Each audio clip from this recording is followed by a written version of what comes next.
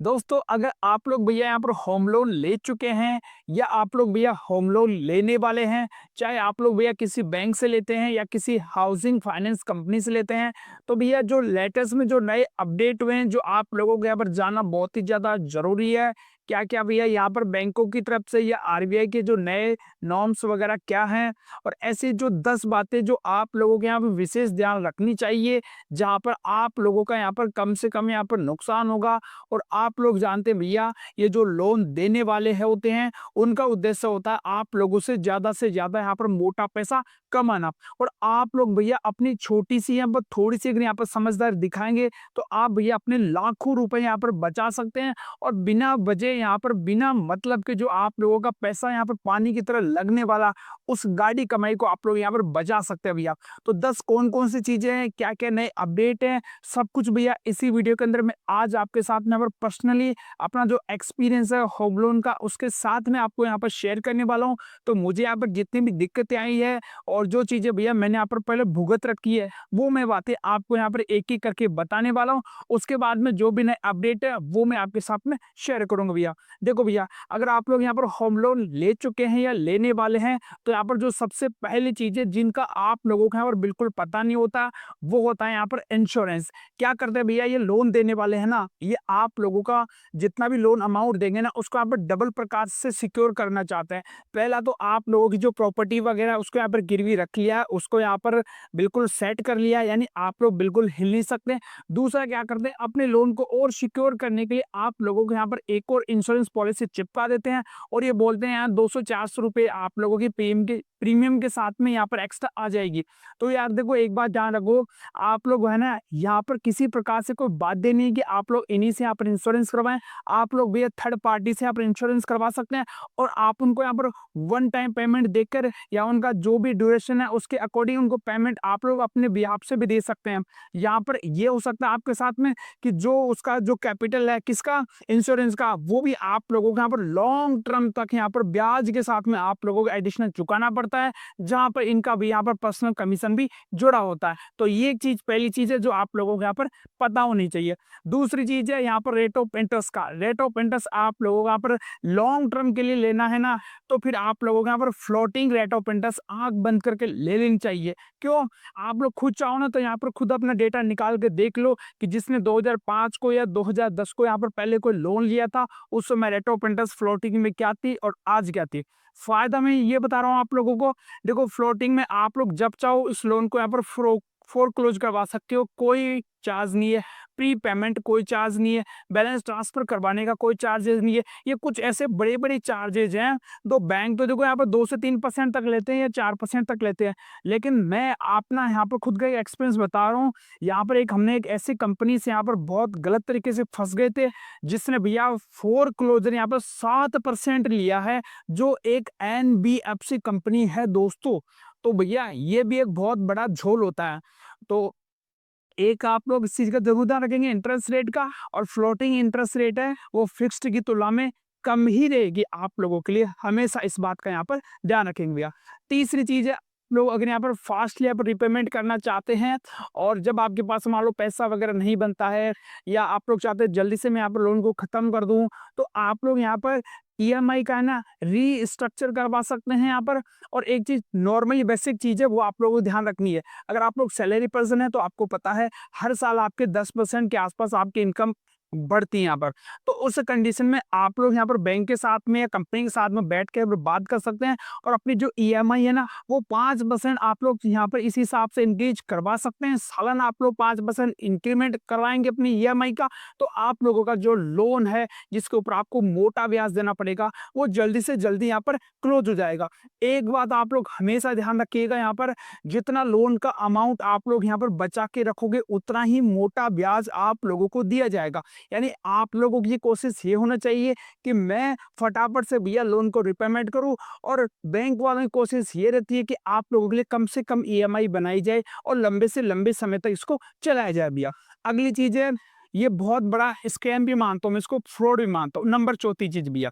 देखो, काफ़ी सारे लोग हैं जो मेरी तरह हैं, जो ग्रामीण परिवेश में रहते हैं, तो उनको क्या होता है यहाँ पर, मतलब कि मॉर्गेज चिपका दिया जाता है। यानी कि होम लोन के नाम पर उनके साथ में बहुत बड़ा धोखा हो जाता है और प्रॉपर्टी लोन या कोई मॉर्गेज लोन है वो उनके साथ में ऐड कर दिया जाता है।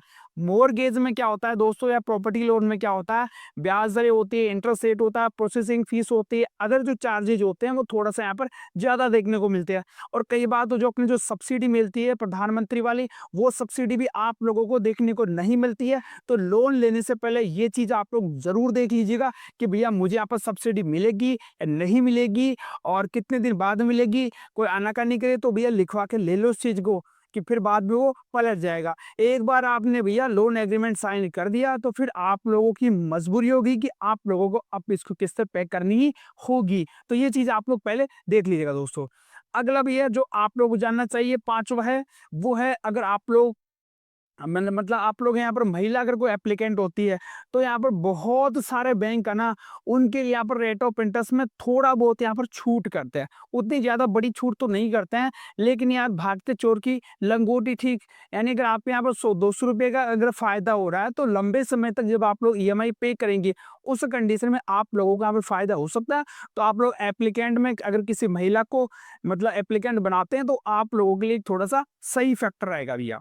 छठा टॉपिक है भैया, देखिए, अब वैसे तो नए टैक्स के रिज़िम भी आ गए हैं, लेकिन अगर मैं पुराने टैक्स के हिसाब से बात करूँ ना, तो आपको एटीसी के तहत यहाँ पर 1.5 लाख रुपए की छूट मिलती है और 24B के तहत आप लोग मैक्सिमम 2 लाख रुपए तक का टैक्स का बेनिफिट में यहाँ पर ले सकते हैं। अब देखो, इसके लिए आप लोगों को जो आपका आईटीआर वगैरह फाइल करता है, वो इसको एक अच्छे से यहाँ पर एक्सप्लेन करेगा, क्या-क्या इसमें यहाँ पर अपडेट हो रखा। अगला अपडेट है जो आप लोगों के लिए 7वां, जब भी अगर आप लोग लोन लेने जा रहे हैं ना और आपको लोन अमाउंट ज़्यादा चाहिए, उस कंडीशन में ना आपको उस बैंक को यहाँ पर मतलब वरीयता देनी चाहिए जिसका एलटीवी रेशियो सबसे ज़्यादा है। जितना ज़्यादा लोन टू वैल्यू रेशियो जितना ज़्यादा होगा, उतना ही लोन का अमाउंट आप लोगों को यहाँ पर ज़्यादा मिलने वाला है, वो इस कंडीशन में है। अगली बात है भैया, 8वीं बात है जो आप लोग यहाँ पर ध्यान रखिएगा हमेशा कभी भी, देखो ये है भैया एक सिक्योर्ड लोन और आप लोग यहाँ पर कुछ नहीं कर पाएँगे। काफ़ी सारे एक्ट बने हुए हैं।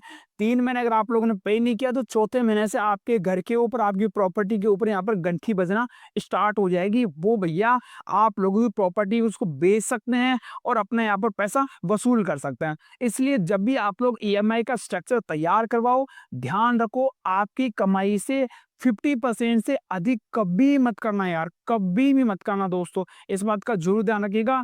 अगर आपकी मतलब इनकम अगर 50,000 रुपए ना, तो आप लोग भैया 20 से 22,000 रुपए से ऊपर आप लोग अपनी ईएमआई मत करवाना। क्या पता यार कौन-सा कभी भी कोई दूसरा काम निकल सकता है और आप लोगों ने अगर ईएमआई यहाँ पर बाउंस कर दी, तो भैया तीसरी ईएमआई बाउंस करने के बाद में चौथी ईएमआई के ऊपर तो ये आधे रहेंगे आप लोगों को, ठीक है? तो इस चीज़ का आप लोग ध्यान रखना। लोन एग्रीमेंट साइन करने से पहले, होम लोन का एग्रीमेंट साइन करने से पहले इनके सारे चार्जेज़ हैं, एक-एक चीज़ का आप लोग पूरा देख लेना। जल्दबाजी में क्या करते हैं यार, हम जोश-जोश में अपने थोड़ा भावनात्मक रूप से जुड़े होते हैं। तो उस समय क्या करते हैं यार कि भैया लोन चाहिए बस कैसा भी हो, अपने को ये अपना फ्लैट लेना है, अपने को घर बनवाना है, बस लोन मिल जाए जैसे-तैसे करके।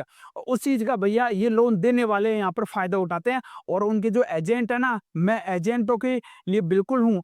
क्योंकि यार ये क्या करते हैं भैया, दोनों तरफ से यहाँ पर पैसा खाते हैं, बैंक से भी खा रहे हैं और इधर कस्टमर को भी यहाँ पर चूना लगा रहे हैं। दोनों प्रकार से यहाँ पर ये आप लोगों के साथ में ज़्यादा से ज़्यादा आपको यहाँ पर नुकसान पहुँचा सकते हैं। तो ये चार्जेज़ वगैरह ना, ये यहाँ पर कम भी हो सकते हैं अगर आप लोग उसी समय पकड़ के बैठ जाओगे ना कि यार इतना चार्ज क्यों लगा दिया? तो ये चार्जेज़ आप लोग यहाँ पर कम करवा सकते हैं। और 10वां ऑप्शन है भैया बीटी का। जी हाँ भैया, बैलेंस ट्रांसफर का। अगर आप लोगों को यहाँ पर फ्यूचर में कोई बढ़िया यहाँ पर रेट ऑफ इंटरेस्ट मिल रहा है, चार्जेज़ यहाँ पर आप लोग को कम देखने को मिल रहा है, तो आप लोग है ना, ऐसे डायरेक्टली वहाँ पर भग के मत जाना। मान लो यहाँ पर कोई 10% पे आपका पहले से लोन चल रहा है, ठीक है? वहाँ पर उसने बोल दिया 9.75, तो उससे पहले कैलकुलेशन एक गणित बैठा लेना पहले से कि भैया मैं इसको क्लोज़ कराऊँगा, तो मेरा फ्लोटिंग में है कि नहीं? फ्लोटिंग में है तो कोई दिक्कत की बात नहीं है, फिर तो आपको कुछ नहीं सोचना, ट्रांसफ़र हो जाना है, ठीक है? लेकिन अगर फिक्स्ड में है तो फिर आपको पूरी गणित बैठानी है कि 5% लेगा, 7% लेगा, तो वो और इधर मेरे को कितनी छूट मिलने वाली है, वो दोनों का कैलकुलेशन करेंगे, कहाँ पर आपको लॉन्ग लॉन्ग टर्म तक फ़ायदा होगा, तभी आप लोगों को यहाँ पर बैलेंस ट्रांसफ़र करवाना है, यानी कि इस लोन को बंद करवा के इस लोन के ऊपर आप लोग आ सकते हैं भैया। तो ये तो हैं कुछ चीज़ें जो आप लोगों को यहाँ पर ध्यान रखना बहुत ही ज़रूरी है भैया। अब उसके अलावा और क्या-क्या चीज़ें जो आप लोगों को यहाँ पर ध्यान रखनी चाहिए? सबसे पहले यही ध्यान रखना चाहिए कि जैसे भैया आप लोग कोई नई प्रॉपर्टी लेते हैं, कोई लोन लेते हैं ना, तो ज़्यादा से ज़्यादा आप लोगों का पर डाउन पेमेंट के ऊपर ज़्यादा विश्वास करना है, फाइनेंस आप लोगों को कम से कम करवाना है। क्योंकि कई बार हम क्या करते हैं, जोश-जोश में हम लोन का अमाउंट ज़्यादा ले लेते हैं, जो हमें यहाँ पर बहुत ज़्यादा नुकसान पहुँचाता है। और ये जो मेरी बात है ना, बहुत ही ज़्यादा ज़रूरी है भैया, बाद में आप लोग डेब्ट ट्रैप में फँस जाओगे। इस ज़माने में भैया कोई मदद नहीं करने वाला है, सब मज़े लेने वाले हैं यहाँ पर इस समय। वो चाहेंगे कि हाँ, जोश-जोश में तूने 50 लाख का मकान लिया था, वाह, वाह, वाह, वाह!